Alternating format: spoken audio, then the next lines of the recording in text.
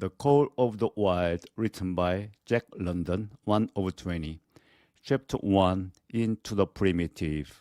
Old longing's nomadic leap, trapping at customs train, a game from his brumal sleep wakens the feline strain. Buck did not read the newspapers, or he would have known that trouble was brewing, not alone for himself, but for every tide water dog, strong of muscle and with warm, long hair from Puget Sound to San Diego. Because men groping in Arctic darkness had found the yellow metal, and because steamship and transportation companies were booming the find, thousands of men were rushing into the Northland.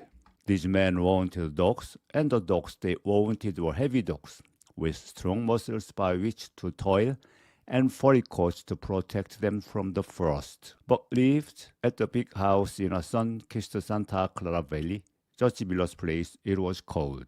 It stood back from the road, half hidden among the trees, through which glimpses could be caught of the wide, cool veranda that ran around its four sides. The house was approached by gravelled driveways, which wound about through wide spreading lawns and under the interlacing boughs of tall poplars. At the rear, things were on even more spacious scale than at the front. There were grey stables where a dozen grooms and boys held forth, rows of vine-clad servants' cottages, an endless and orderly array of outhouses, long grape arbors, green pastures, orchards, and berry patches. Then there was the pumping plant for the artesian well, and the big cement tank where Judge Miller's boys took their morning plunge and kept cool in the hot afternoon. And over this great domain Buck ruled. Here he was born, and here he had lived the 4 years of his life. It was true there were other dogs. There could not but be other dogs on so vast a place, but they did not count. They came and went, resided in the populous kennels, or lived obscurely in the recesses of the house after the fashion of Tooch, the Japanese Pearl, or Isabel, the Mexican hairless, strange creatures that rarely put nose out of doors or set foot to ground.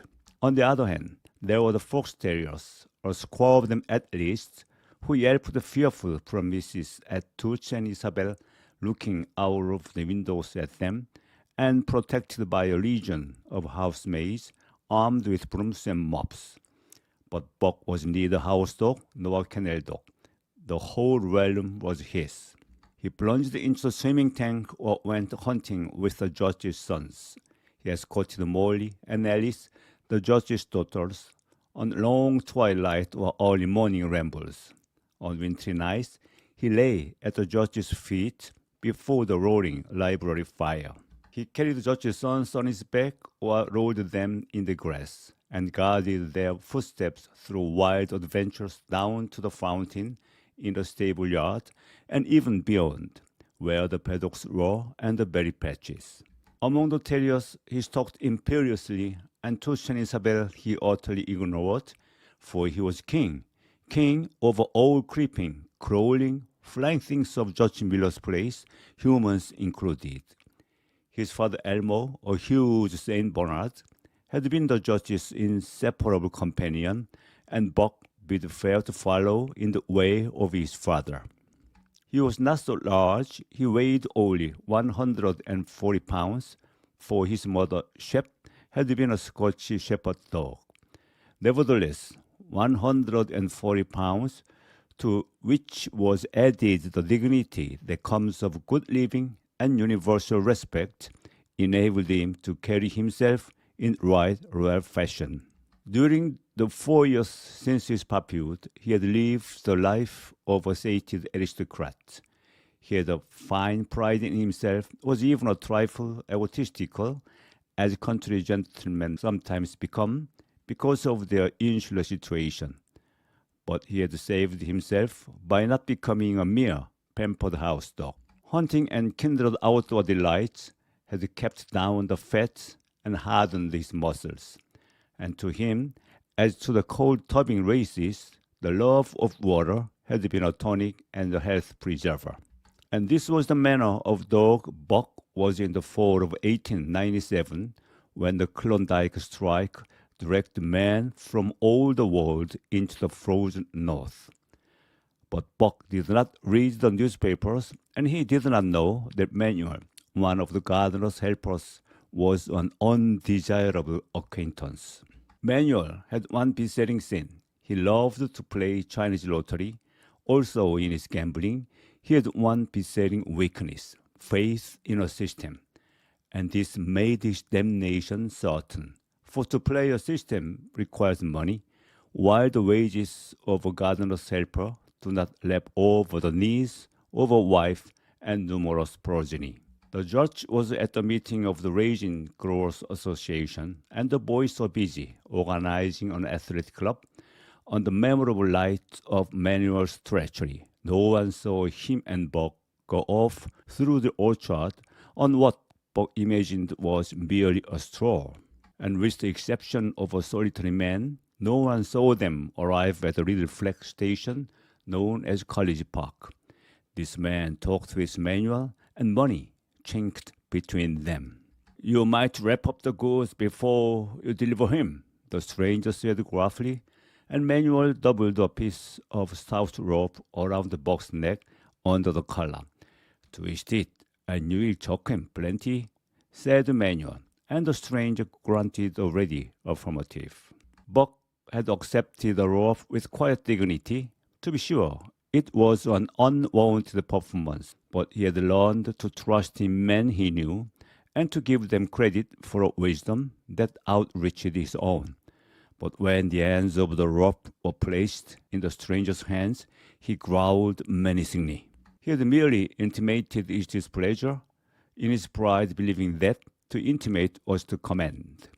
But to his surprise, the rope tightened around his neck, shutting off his breath. In quick rage, he sprang at the man, who met him halfway, grappled him close by the throat, and with a deft twist threw him over on his back. Then the rope tightened mercilessly, while Buck struggled in a fury, his tongue lolling out of his mouth and his great chest panting futilely. Never in all his life had he been so vilely treated, and never in all his life had he been so angry. But his strength ebbed, his eyes glazed, and he knew nothing when the train was flagged and the two men threw him into the baggage car. The next thing he knew, he was dimly aware that his tongue was hurting and that he was being jolted along in some kind of a conveyance. The hoarse shriek of a locomotive whistling a crossing told him where he was. He had traveled too often with the judge not to know the sensation of riding in a baggage car. He opened his eyes, and into them came the unbridled anger of a kidnapped king. The man sprang for his throat, but Buck was too quick for him. His jaws closed on the hand, nor did they relax till his senses were choked out of him once more. "Yep, has fish," the man said, hiding his mangled hand from the baggage man, who had been attracted by the sounds of struggle. "I'm taking up for the bus to Frisco. A crack doctor there thinks that he can cure him." Concerning that night's ride, the man spoke most eloquently for himself in a little shed back of a saloon on the San Francisco waterfront. "All I get is $50 for it," he grumbled, "and I wouldn't do it over for $1,000. Cold cash." His hand was wrapped in a bloody handkerchief, and the right trouser leg was ripped from knee to ankle. "How much did the other moke get?" the saloon keeper demanded. "100 was the reply. "Wouldn't take her so less, so help me." "That makes 150, the saloon keeper calculated, "and he's worth it, or I'm a squarehead." The kidnapper undid the bloody wrappings and looked at his lacerated hand. "If I don't get the hydrophobia, it'll be because you was born to hang," laughed the saloon keeper. "Here, lend me a hand before you pull your freight," he added.